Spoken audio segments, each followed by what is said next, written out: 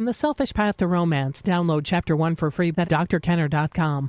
It's very weird now, not feeling that stupid panic thing inside me all the time. Today on the bus, there was this adorable couple, and I felt myself giving them a dirty look. And that's from As Good as It Gets. And notice, she said she's panicky, but she's tearful. She's crying through this. So she's not only uncertain. Panic, the emotion of anxiety, tells you that I'll never get this value for myself. I'll never have a romantic partner. That's what she must be telling herself. And yet the sadness is there. If she, the anxiety is saying, will I ever have it? There's a lot of uncertainty, and the sadness is answering it. No, you'll never have that. You'll never have that happiness in your life. And then she looks out at people who have this value that feels unreachable for her, and she feels jealous and envious and very sad. She's made herself, unfortunately, into a victim. So you don't want to do that to yourself. If you're feeling the anxiety, take a look at it. What's uncertain? Where are your self-doubts, or what's the uncertainty? Do you not know how to go about finding a romantic relationship and doing it well for yourself? If you feel sadness, don't give up on your losses that are still obtainable. Don't ever do that. I'm Dr. Ellen Kenner.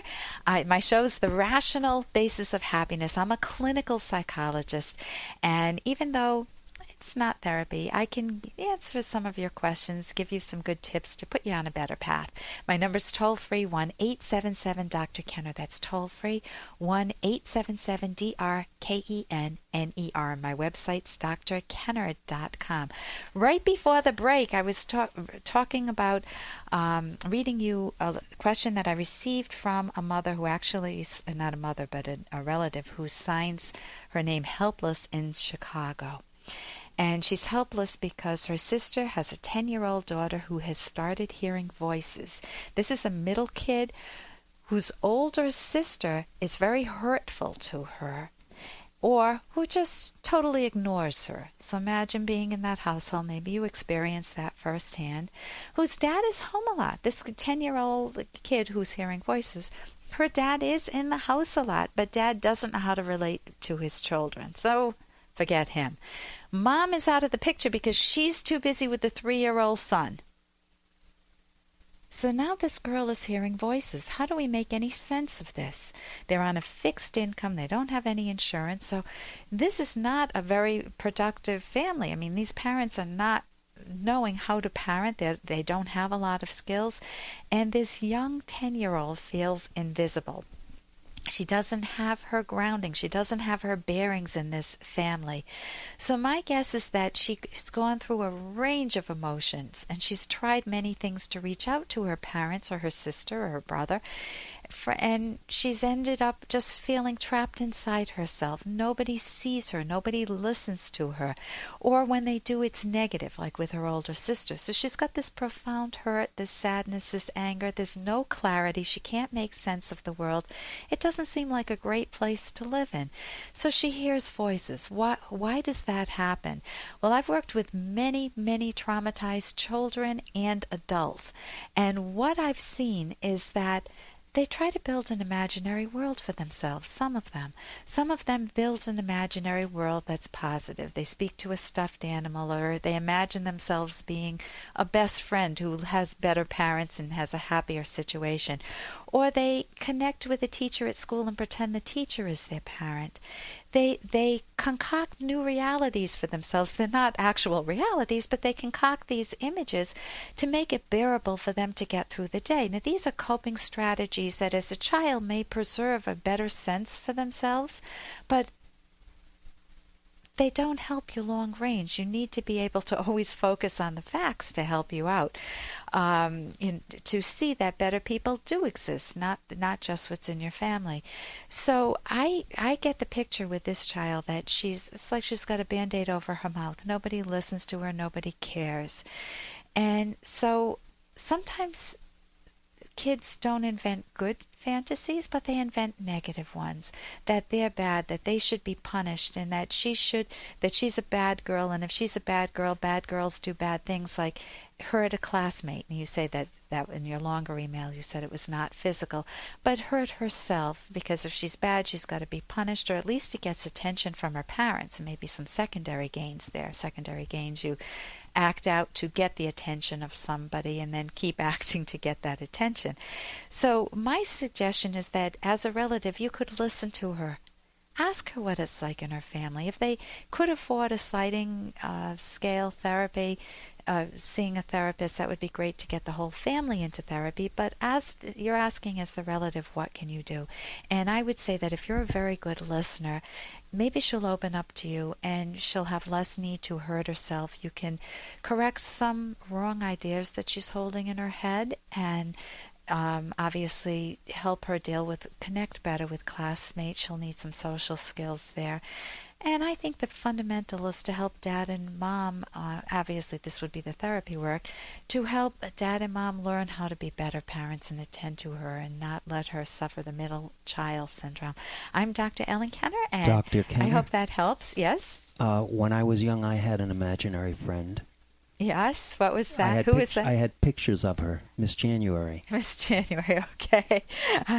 Some revelations. So is that, from the I back. just want to know, is that healthy? It sounds healthy. Well, as my husband, I'm glad that you had a vibrant sex life when you were younger. One last comment on that email, much more serious.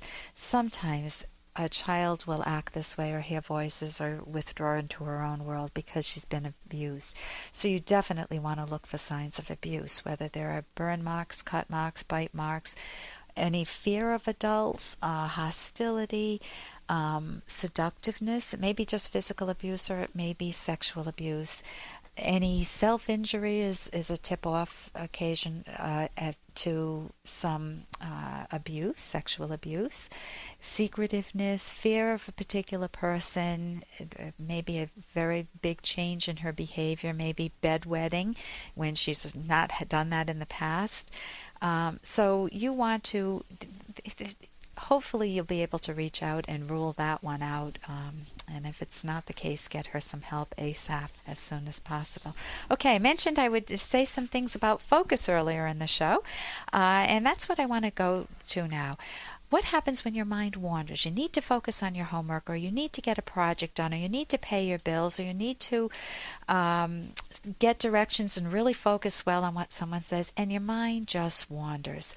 Why is that the case? Well, first of all, there are many different things that we can focus on in life. And so if you just go on autopilot, your mind could be attracted by Miss January walking by down the street, and you need to focus on driving rather than Miss January. So you need to be able to have the skills to be at the helm of your own mind, to be at the driver's wheel of your own mind. So how do you do that? Well, partly it's asking yourself some questions like, what will I feel best having accomplished today? Make a to-do list, but not only make a to-do list, prioritize so you've got some guided focus for your day.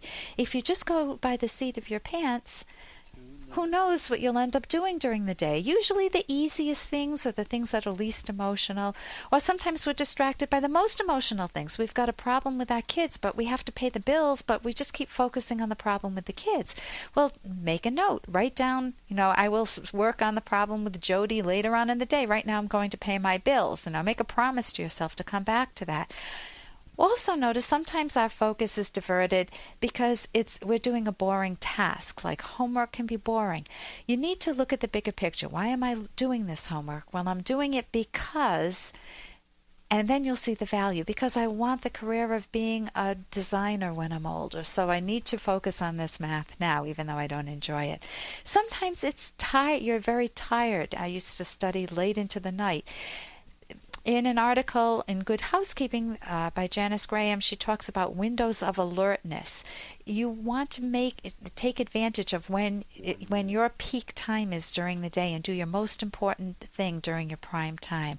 Also, you need to cut out distractions. Susie Orman in a Time magazine says, when I'm writing, I don't answer phones. I don't care what else is going on.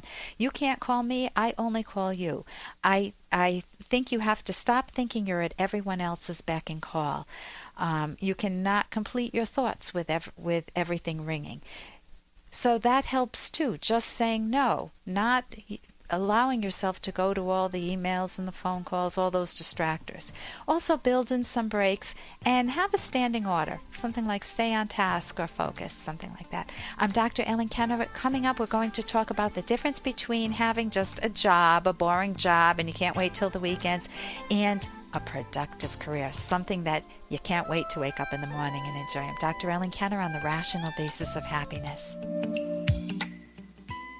Here's an excerpt from The Selfish Path to Romance, the Serious Romance Guidebook by clinical psychologist Dr. Ellen Kenner and co-author Dr. Edwin Locke. It's important to share an interest in at least some activities with your partner. One partner might enjoy hiking, surfing, swimming, bicycling, and movies, and the other might enjoy gardening, reading, cooking, tennis, and opera. Partners rarely share all interests, but it's important that they share some, or they'll spend less time together and may drift apart emotionally. Do you and your partner like to talk about the same things? Although most communication between partners is about personal matters, as it should be, most people like to talk about other matters too. If their intellectual interests are very different, or if one partner is interested in intellectual issues and the other is not at all, this can create distance between them. You can download Chapter 1 for free by going to drkenner.com, and you can buy the book at amazon.com.